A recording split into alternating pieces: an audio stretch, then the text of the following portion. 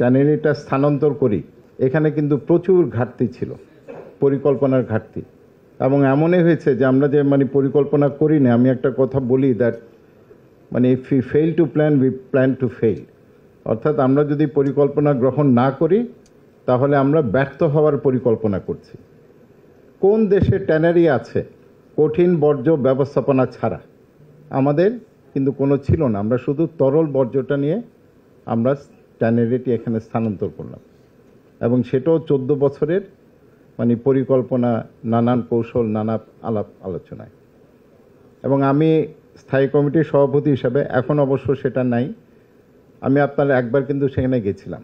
তো এখানে যে সলিড যে ওয়েস্টটা আছে, আমি আপনাদের খোলামেলা বলছি, সেটা উন্নতি হয়েছে। তারপরে কি অবস্থায় ছিল, তো সেটা ওই যে ভ্যান গাড়ি থাকে না, ভ্যান গাড়ির মধ্যে ওই বোর্ডের মতো করে সেগুলো ওখান থেকে নিয়ে গেল। আমি আমার গাড়ি করে সেটা ফলো করলাম। কোথায় গেল? একটা মুরগির খামারে, এবং সেটা ছিল আমার পোলট্রি ফিড।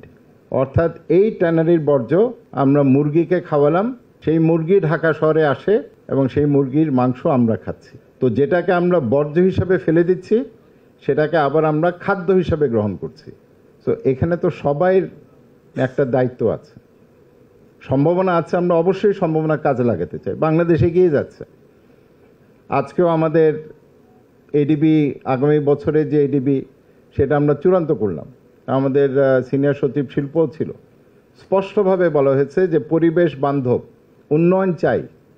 অবশ্যই আমরা উন্নয়ন চাই, উন্নয়ন আমাদের করতে হবে, কর্মসংস্থানের সৃষ্টি করতে হবে, নতুন নতুন প্রযুক্তি আমাদের গ্রহণ করতে হবে, আলিঙ্গন করতে হবে, তবে এটাকে পরিবেশ বান্ধব রাখতে হবে। এবং আমরা যদি মনে করি বিষয়টা হচ্ছে পরিবেশ এবং উন্নয়ন, একটা করলে আরেকটা করা যাবে না, সেই চিন্তাধারায় কিন্তু আমরা নাই। দুটোই সম্ভব, উন্নয়নও সম্ভব এবং এটা পরিবেশ বান্ধবও হতে পারে, হতে হবে। এবং সেটার প্রযুক্তি কিন্তু এখন আছে, প্রযুক্তিগতভাবে আমরা অনেক এগিয়ে গেছি। সেই প্রযুক্তি আমরা অ্যাকসেপ্ট করতে চাই। এবং আমি যেটা, এটা হচ্ছে আমার favourite, and Charles, if I may say so, with regard to technology, we want to leapfrog. We want to embrace the latest technology that's available in Europe and in other places.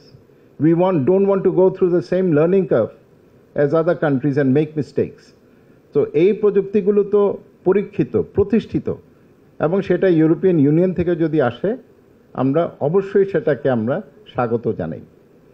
আরেকটা যে বিষয় আমি বলবো সেটা হচ্ছে আসলে আমরা এই ইটিপি রেখে, আমি কোনো এক্সপার্ট না, তবে এই ইটিপি রেখে আমরা কতটুকু আগাতে পারবো সেটা নিয়ে আমার মনে যথেষ্ট সন্দেহ আছে।